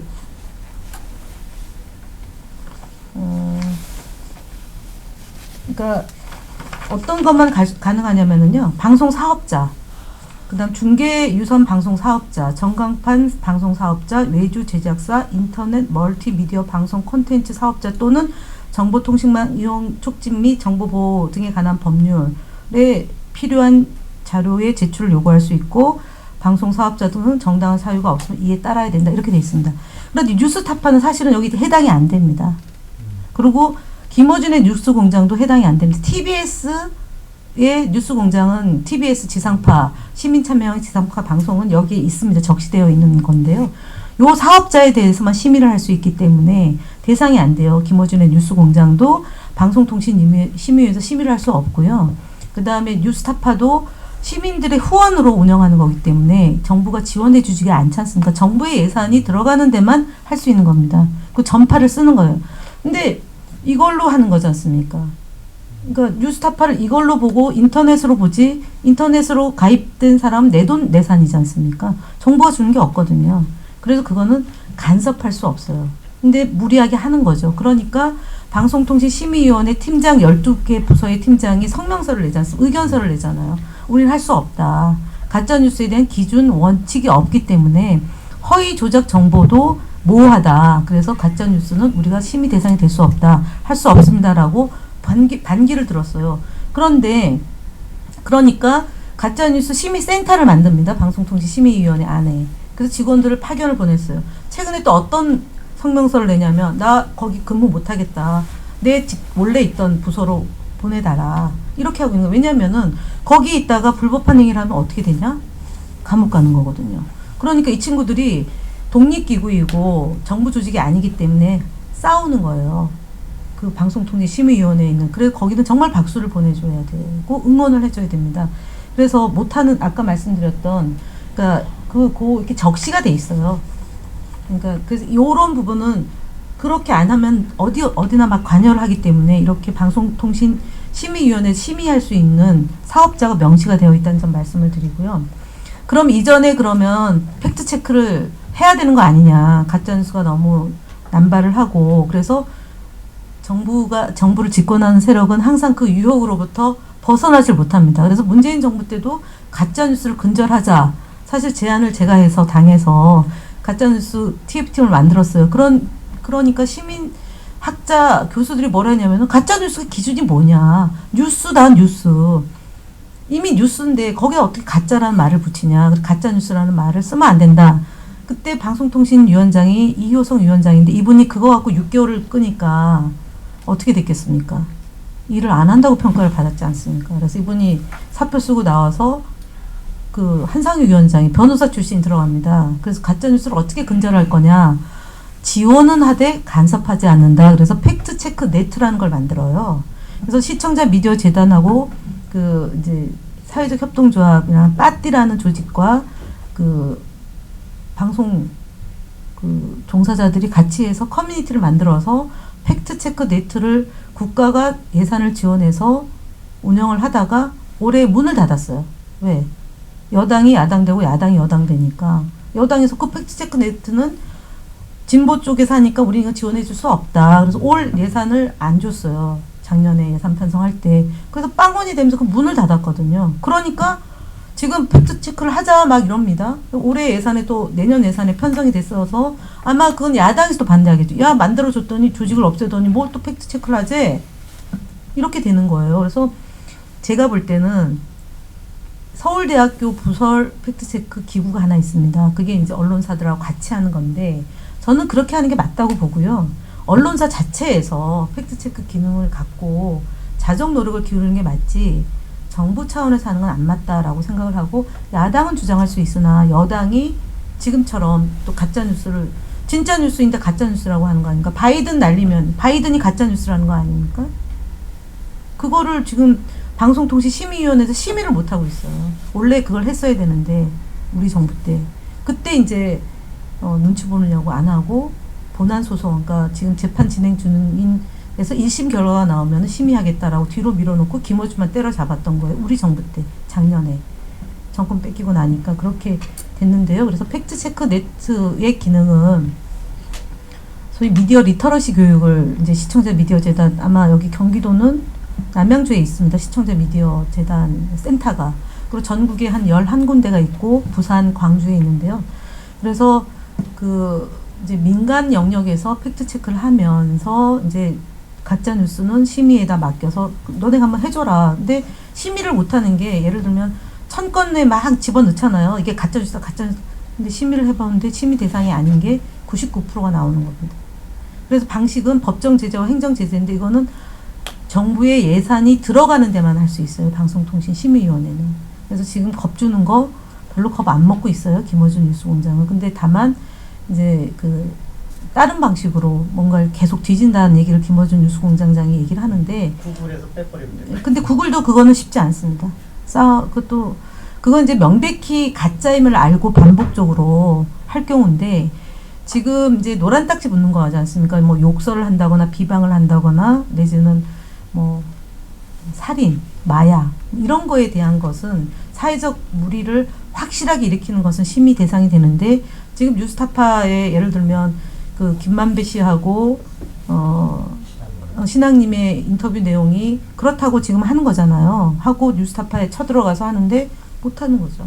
그러니까 빈소리가 요란하다고 이동관 위원장이 그렇게 얘기를 했을 것 같습니다. 대통령에게. 제가 가면 다 때려잡을 수 있습니다. 때려 못 잡으니까 계속 쪼이니까 막 하는 건데 요란한데 없는 거죠. 그래서 가짜뉴스나 그 아까 말씀드렸던 방송통신심의위원회에서 할 수 있는 범주가 있다. 그래서 정부의 지원이 들어가지 않은 것은 할 수 없다. 뉴스타파 하는 건 불법이다. 그래서 뉴스타파가 방송통신심의위원회에 와서 너네 의견 내라 그러니까 우리는 못 간다. 왜 부르니? 우리 안 간다. 이렇게 해서 뉴스타파는 본인들의 그 원래 거기 해직 기자들하고 이제 새롭게 뽑힌 심층 보도를 중심으로 하는 뉴스타파이기 때문에 거기는 뭐 후원 회원이 한 4만 명 되고요. 이번에 탄압받으면 더 늘었다는 거고 그래서 별 걱정 안 하고 뉴스타파는 싸울 거고 그래서 그 문제는 못합니다. 심의위원회에서 할 것처럼 요란하게 떠는데 그리고 이제 심의위원회에 있는 직원들도 못한다고 지금 베끼 들고 있고 그러니까 발언보다 좀 늦게 누워서 이제 안 하는 걸로 지금 하고 있는 거로 말씀을 드릴 수 있을 것 같습니다. 팩트 첫 네. 번째 질문 하셔서 뭐였죠? 3년 동안 방송통신위원 하시면서 예. 방송법 개정에 묘책 하나 그러니까 방송법 개정은 지금 것만이라도 이제 처리해야 되는데 대통령이 거부권을 행사하면 내년 총선 이후에 다시 뭔가 법 개정을 해서 그 부분을 좀 손을 대는 걸로 해서 통과를 시켜야겠죠. 근데 그보다 더 빠른 방법이 있을 것 같아요. 그 빠른 방법을 하는 게 좋을 것 같고 첫 번째는. 두 번째는 앞서 얘기했던 것처럼 방송통신위원회 설치법 중에 지금 제적위원으로 의결한다라고 돼 있는데 그 제적위원을 헌법재판소는 사실 7명이 있어야지만 논의를 할 수 있습니다. 탄핵과 관련된 논의는 재판관 7명 있어야 되고 6명이 찬성을 해야지만 그게 되는 거지 않습니까? 그래서 지난번에 9명 있을 때, 8명 있을 때 2명이 반대하면은 탄핵이 인용이 안 되는 거였던 거예요. 그래서 6명이 찬성을 해야지만 의결이 되는 걸로 딱 명시가 되어 있습니다. 그렇듯이 방송통신위원회는 계속 합의제 기구로 가야 되는 거죠. 왜냐하면 독임제 기구로 가면 자기들이 하고 싶은 걸 다 해버리죠. 그래서 독임제 기구가 아닌 현재 기구로 가되 4명이 있을 때만 의결한다라고 법을 개정해야 된다고 저는 생각합니다. 예, 제적위원 4인으로. 그러면 아무것도 못합니다.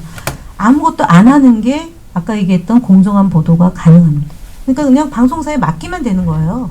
근데 간섭하고 뭐 빼 넣어 보도하지만 세월호 때 이정현 전 홍보수석이 500만 원 벌금형을 물었던 거죠. 하면 안 되는 거거든요.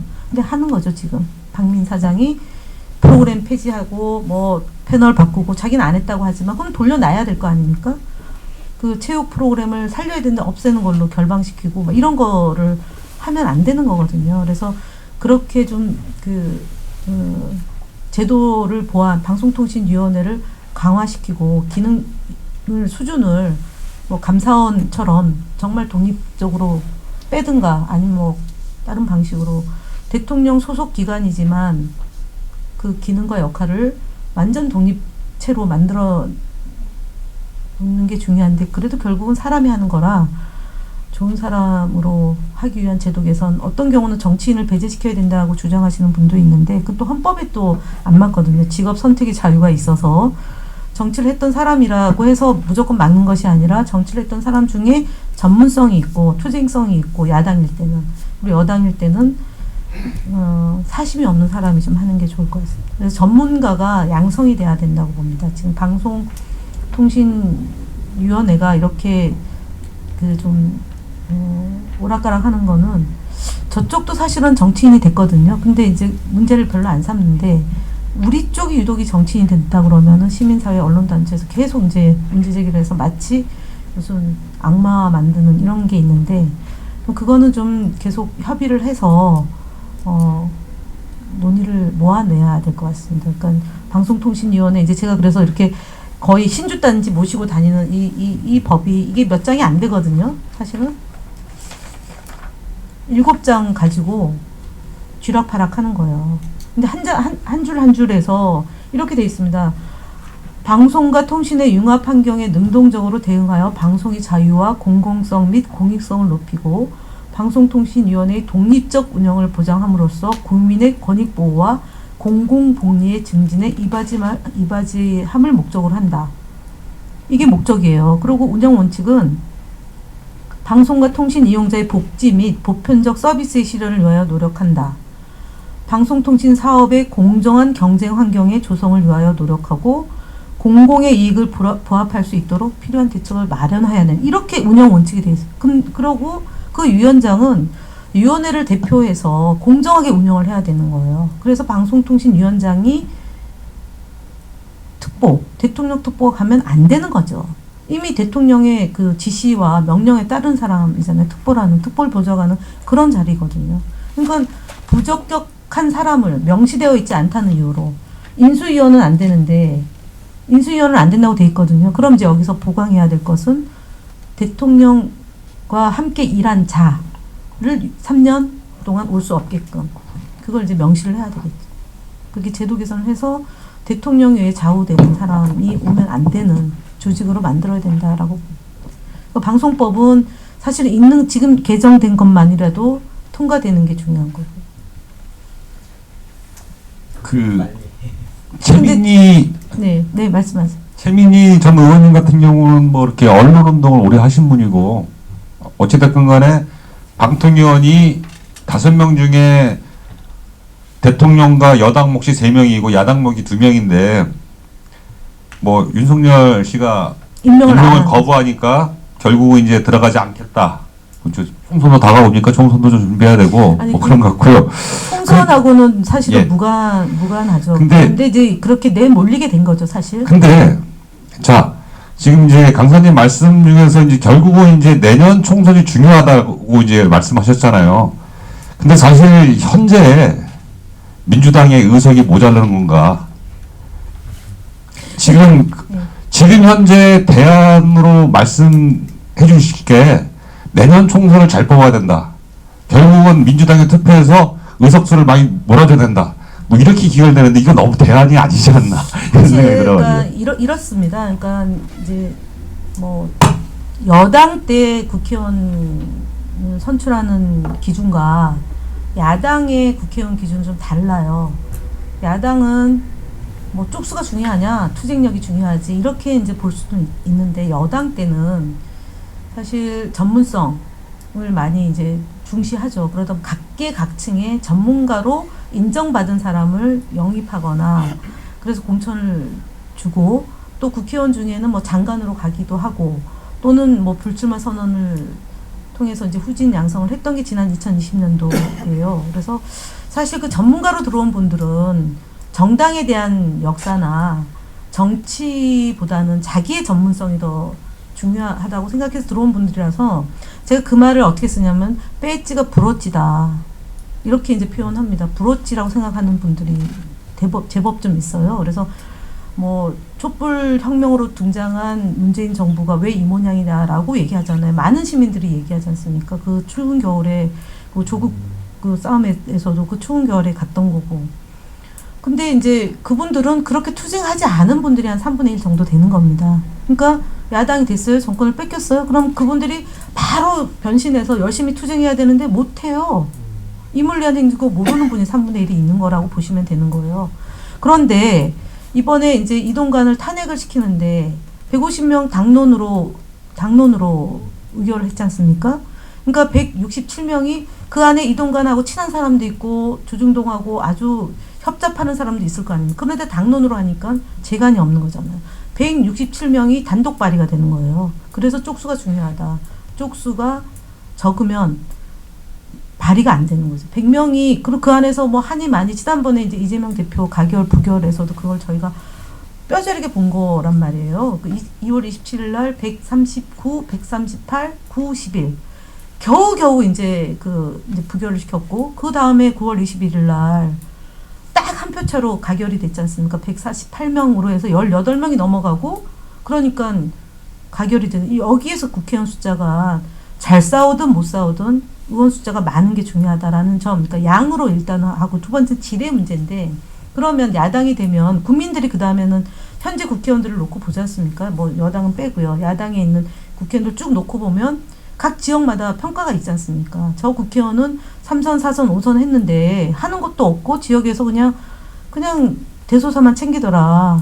근조화만 보내고 축기 보내면서 계속 돌아다니더라. 이건 시의원도 할 수 있고 도의원도 할 수 있는데 지금 우리에게 필요한 국회의원은 누구냐라는 평가를 시민과 당원들이 한단 말이에요. 그래서 이제 뭐 여기 뉴스공장을 잘 보는 분들이 계실지는 모르겠지만 여론조사를 계속 돌리는 게 나오는데 현역 의원들이 판판이 깨지는 겁니다.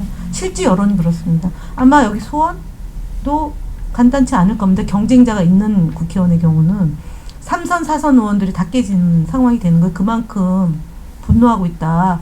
야당 정치인은 좀 바른 사람이 돼야 된다. 투쟁할 줄 아는 사람이 돼야 된다. 검찰개혁, 언론개혁, 부동산개혁, 경제 분야를 잘 아는 사람이 거기 아는 걸로 그치는 게 아니라 잘 싸울 수 있는 약점 없는 사람이 돼야 된다. 이 점이죠. 캐비넷 안에 들어가 있는 사람들 무지 많습니다. 그러니까 못 싸우는 거예요. 그리고 내가 국회의원인데 검사 출신, 뭐 교수 출신, 의사 출신 지인이 있다. 그로부터 후원을 받았다. 캐비넷 열리는 겁니다. 그러니까 싸우자 할 때 싸우는 사람은 한 10명밖에 없는 것 같고 다 뒷짐지고 지역에서 그냥 뭐 스킨십만 하면 되는 거라고 생각하는데 그래서 저희는 시스템 공천이 이제 일반 민주당 지지하는 사람과 무당층 50%와 통상 이제 그 시스템이 그다음에 이제 권리당원 50% 이렇게 해서 이제 경선을 하는데 그래도 현역 국회의원이 굉장히 기득권이겠죠. 인지도도 높고 그다음에 이제 시의원 도의원들이 다 자기 지지자들이 있기 때문에 그런데 다르더라는 거죠. 2020년도하고 다르고 2016년도하고 다르고 제가 실감을 합니다. 그래서 그냥 뽑는 게 아니라 제대로 보고 지역에서 제대로 일할 수 있는 사람들을 선출해서 내년에 많이 뽑혀야 됩니다. 근데 그것도 예를 들면 지난번에 2008년도에 저희가 이명박 정부가 들어서고 나서 바로 이어진 총선에서 다수당이 됐어요. 여당이 153석 그리고 민주당이 81석 그리고 이제 소위 친박연대 등 해가지고 이제 한 40명 됐지 않습니까? 그 사람들이 고스란히 다 넘어갔잖아요. 저희가 81석 때 뭘 했냐 미디어 날치기로 종편 4개가 등장한 거예요. 그때 다 쇠사슬 묶고 의장석 점거하고 그런데도 못 막는 거거든요. 그러고 나서 선진화법을 만들었던 거잖아요. 2012년도에 도저히 국회의원들이 맨날 경찰서에 끌려가고 검찰에 조사받고 이러니까 선진화법 하자. 그래서 패스트트랙으로 간 거잖아. 2012년도에 한 게 그나마 그때가 123석, 122석 한 석 차이 나니까 여야가 협상이 된 거고요. 2016년도에는 저희가 겨우 한 석이 많아서 국회의장을 민주당이 먹은 거고 그 다음에 이제 180석을 단독으로 했는데 그럼 뭐 했냐? 그래도 180석을 갖고 있어서 야당 대표가 감옥은 안 가고 있습니다. 이게 의석수가 무너지잖아요. 감옥 갑니다. 그리고 야당 대표만 감옥 가는 게 아니라 많은 사람들이 감옥을 가요. 그래서 어쨌든 국회의원 숫자가 많은 게 그래도 갑이더라. 그러니까 그게 안 되니까 시행령을 고쳐가지고 불법 행위를 계속 하고 있는 거잖아요. 헌법재판소에서 하지 말라 그런 것도 지금 하고 있는 거죠. 근데 저건 언젠가는 다 이제 모아서 다 탄핵의 사유로 가는 거죠. 탄핵을 하려면 180석에서 200석까지 가야지만 할 수 있는 게 되는 거죠. 그러니까 이동관 탄핵이 그래도 수가 갑이어서 가능하다. 안 그러면 못하면, 그것마저도 못하면 총선은 사실은 굉장히 어려워지는 거거든요. 업무 정지를 시켜놔야 되거든요. 현재로서는 이동관 탄핵이 가장 중요한 네, 이슈입니다. 네. 방송법 개정안. 방송법 지금 상황에서. 근데 이미 사실은 그거는 KBS는 이미 넘어갔고요. 이제 MBC는 방어가 내년 8월까지는 되니까 내년 총선 이후에 방송법을 반드시 개정안을 처리해서, 그럼 레임덕이 오면은 함부로 거부권 행사를 못 하잖아요. 그럼 이제 출당시킬 거 아닙니까? 그 당에서. 그런 일들이. 현재까지는 방송에 대한 윤석열의 칼춤을 멈출 수 있는. 이거는 이동관 탄핵이다. 그러니까 사실은 뭐 대통령 탄핵을 먼저 해라 국회에서 하지만 불가능하죠. 지금 총선 앞두고 180석으로 하고 200석이 돼야지만 상정이 되는데 180석이 안 되는 거 아닙니까 지금. 간호사법 할 때 183석인데 그때 여당에서 2석이 넘어온 거거든요. 근데 그거는 탄핵은 사실은 불가능하죠. 왜냐면 캐비닛안이 너무 많이 있어서 여야가 같이 다. 당론으로 발의가 안 되면 불가능하거든요. 현재까지는 그렇단 말입니다. 혹시 또 모르죠. 어떤 일이 또 발생해서 뭐 모르겠지만 저는 그것까지는 예측을 못 하겠습니다. 현재까지는 탄핵 발의 180석을 확보하는 거는 사실상 불가능하다. 어렵다. 이렇게. 이동관부터 하자. 그렇게 생각을 합니다. 아니에요. 그 사람이 사악합니다. 진짜. 네. 네. 뭐 이렇게 한 분만 더 질의응답을 하실 기회를 드리겠습니다. 어떻게 저쪽 편으로 갈까요? 이쪽 편으로 갈까요? 여성분 중에 혹시 자, 여기 여성분 4분이나 계시는데 5분인데요? 여기 열쪽만 어떻게 한 분만 기회를 드리겠습니다. 어떻게 이병숙 한번 부부가 이렇게 다정하게 또 이렇게 강의 들으시고 아무 생각 없으니까 아무거나 해도 됩니다. 아니 사실은 이게 방송 분야가 되게 쉬운 것 같으면서도 조금 좀 전문적으로 들어가서 이게 좀 그런 게 있어요. 저도 제가 말하면서도 이게 되게 긴 서사가 있는 분야거든요. 근데 그냥 왜 못 없애지? MBN 왜 못 없앴어? 막 이런 얘기를 저한테 넙죽넙죽 얘기를. 이름이 너무 비슷비슷해요. 아, 그렇죠. 방송통신위원회 그래서 그러니까 그런 책이 있으면 좋겠다 생각이 들어서 제가 사실은 출판기념회를 11월 28일 날 하는데 그때 있었던 일을 좀 많이 넣었어요. 근데도 되게 좀 어렵다 하시는 분들이 있어요. 왜 이렇게 복잡하고 어렵지? 좀 쉽게 할 수 있는데. 그게 박문진입니다. 박문진 MBC를 갖고 있는 게 방송문화진흥원, 이거는 국가에서 이제 예산이 들어간 거고요. 그다음에 이제 정수장학회, 그게 7.3으로 갖고 있습니다. MBC를 예 대주주예요. 그래서 정수장학회도 사실은 팔자고 하는데 막 팔끝처럼 얘기는 팔지는 못합니다. 워낙에 덩어리가 커서 외국 자본을 허용하지 않는 한에는 국내에서는 그 MBC를 살 수 있는 기업은 없습니다. 현재 법으로는. 근데 내년 총선이 만약에 결과가 우리가 150석이 무너지면 다 할 수 있습니다. 방문진도 할 수 있어요. 아니, 우리 남편이 사실은 졸은 사람이라서 너무 죄송하고 아니에요. 며칠째 막 음주를 계속 하다 보니까 졸 수밖에 없었습니다. 용서해 주시고요. 재미없어서 졸은 게 아니에요. 아, 네. 체력이 안 돼서. 그러니까 제가 묻고 싶은 걸 이제 우리 회장님 많이 질문을 하셔가지고 다 이거 질문해야겠다 했는데 2가지를 다 얘기하시더라고요. 그래서 저는 미디어 자체가 이제 텔레비전 방송에서 이제는 텔레비전으로도 사실은 유튜브를 보잖아요. 근데 유튜브에 되는 그런 가짜 뉴스 이런 거에 대해서 사실은 그냥 민간이 그냥 개인으로서 이렇게 소송을 한다든지 이렇게 대응하는 거를 막아놓아서 안 된다고 생각을 하거든요. 그래서 여기에 대해서 좀 국가에서도 대책이 필요하고, 그리고 국회에서도 유튜브 관련 그런 개인 미디어도 이것도 개인 방송에 해당되잖아요. 여기에 대해서 어떻게 좀 대책이 없는지 그런 거를 질문드리고 싶었고, 그리고 또 하나는 또 이번에 사실 지지율이 낮아지니까 마약 사건을 터뜨렸잖아요. 그래서 전 국민이 이선균과 지드래곤이 다 실제로 마약 범죄자인 걸 확정하고 그렇게 하고 있는데, 이런 것들에 대한 잘못된 뉴스에 대한 그런 제재가 전혀 안 되고 있고, 이런 것들에 대한 혹시 방안이 있는지 그런 거를 질문 드리고 싶었습니다.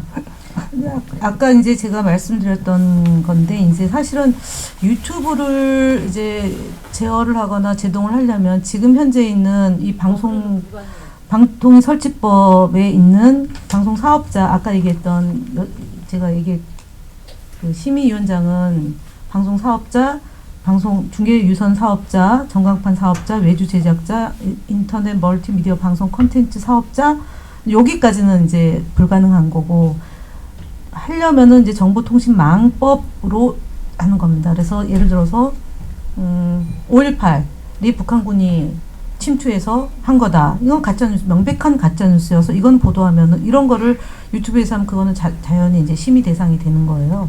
그러니까 법률로서 확정되지 않은 그야말로 뉴스 중에 우리가 그 확정되지 않은 것까지는 그것까지 제동을 걸면 우리도 많이 걸릴 수 있어요. 여야가 그러니까 양쪽이 다 걸릴 수 있어요.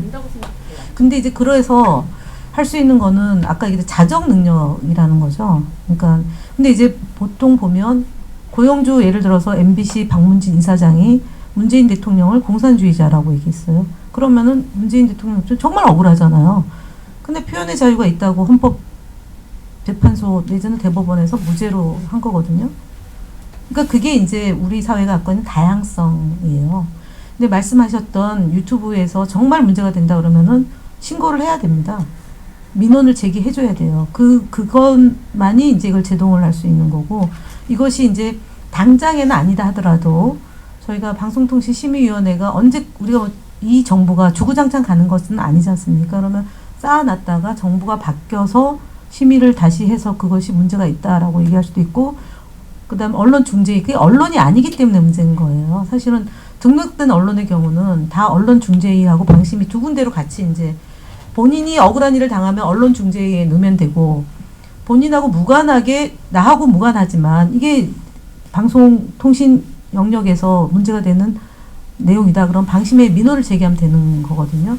근데 지금 유튜브의 경우는 이제 정말 문제가 되는 아까 얘기했던 저 마약 사건으로 의도적으로 그래서 정권을 뺏기면 안 되는 거예요.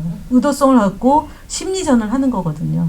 자기 사건 충격 상세 아이템이라 충격을 충격으로 뉴스를 새로운 뉴스로 덮어버리는 거죠. 그게 국정원과 옛날에 김무사가 다 국정원 세월호 사건이 터졌을 때 그렇게 이제 충격 상세 아이템을 쓴 거잖아요. 그 기술자들이 있는 건데 그거를 어떻게 막냐가 고민이에요. 사실은 저도 고민을 하다가 제가 이제 나중에 국회에 들어가면 유튜브를 저희가 이제 OTT라고 얘기를 하잖아요.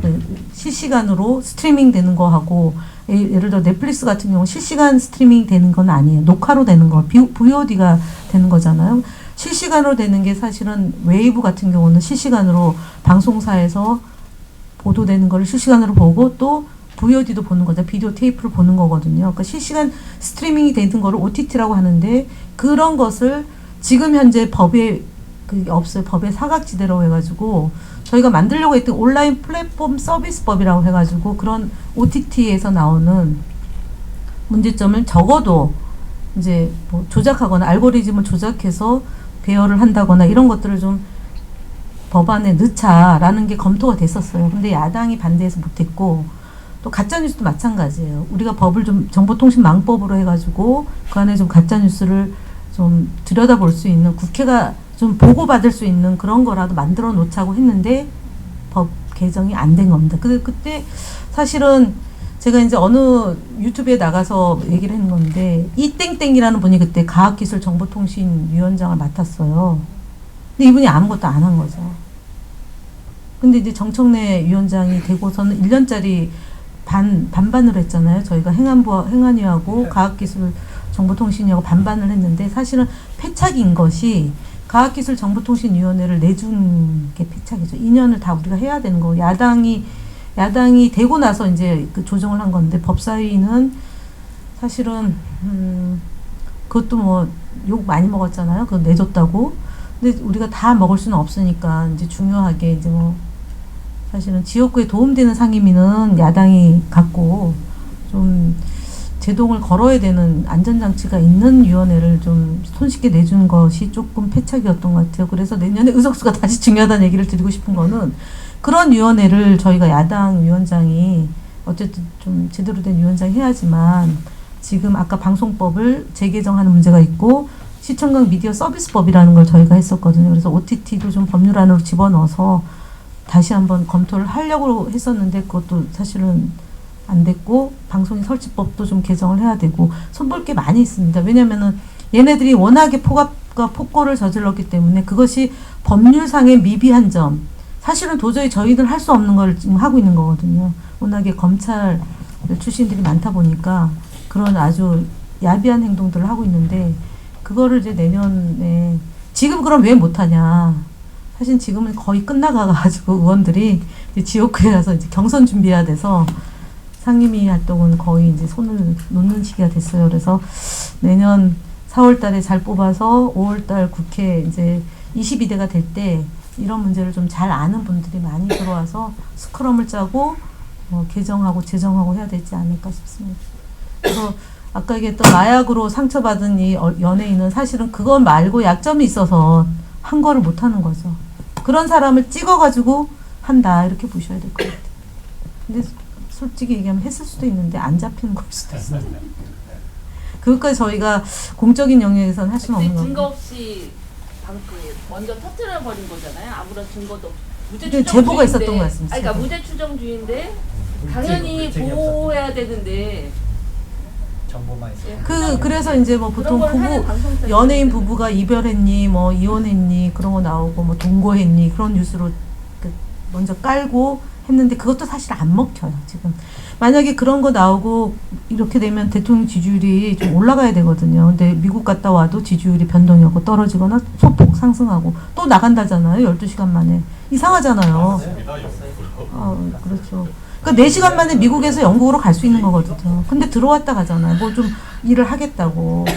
그럼 무속이죠. 뭐. 비행기를 내렸다가 한국에 발을 딛고 가야지만 뭐 잘 된다 이런 뭐 뭔가가 있으니까 그런 일이 있는 거지. 누가 미국에서 영국에 가면 영국은 사실은 런던 말고도 갈 데가 많거든요. 옥스퍼드도 갈 수 있고 뭐 일정 잡을 수 있어요. 근데 무슨 영국의 그 국빈 초청이라서 그 나라에서 출발해서 가야 된다고 거짓말했다가 그건 아닙니다 이렇게 얘기를 하잖아요. 절대 아닙니다. 그럼 뭐 저도 노무현 대통령 모시고 해외 순방을 55개 도시를 다녔는데 그 말도 안 되는 거짓말이죠. 그거는 사실은 가짜죠. 그런 거는. 네. 그렇습니다. 네. 예.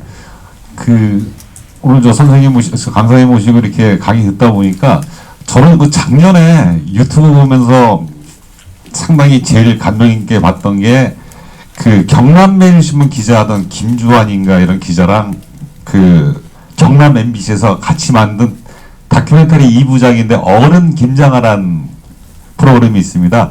그 진주 지역에서 한의원 하시면서 이렇게 뭐 학교도 인수했다가 사회에 기부하고 뭐 이런 분인데 아무튼 이렇게 아직 그래도 이 올바른 언론과 방송을 위해서 노력하시는 많은 분들이 있기 때문에 우리가 더 건강한 사회를 계속 유지하는 것 같습니다. 오늘 수고하신 우리 김유한 전 의원님께 힘찬 박수로 하면서 마무리 짓겠습니다. 네, 제가 좀 전에 얘기했던 그 김주환 기자가 지난번에 이재명 도지사가 왜 김부선 씨라고 그 전형적인 허위 조작 정보인데 그 같이 있었다는 사진 왜 머리 희끗희끗한 그 남자 그게 그 김주환 기자예요. 이름을 헷갈려가지고 한번 옛날 기억을 했는데 김주환 기자 맞나요? 맞습니다. 그 김주환 기자가 이재명 대표랑 생김이 비슷해요. 머리 하얗고. 그래서 그 사람 사진이 마치 이재명이다 해가지고 김부선이 퍼날랐던 그 기자가 아까 얘기했던 희끗합니다. 약간 네, 머리 이재명. 어쨌든 제가 좀 저 안산에서 준비하고 있습니다.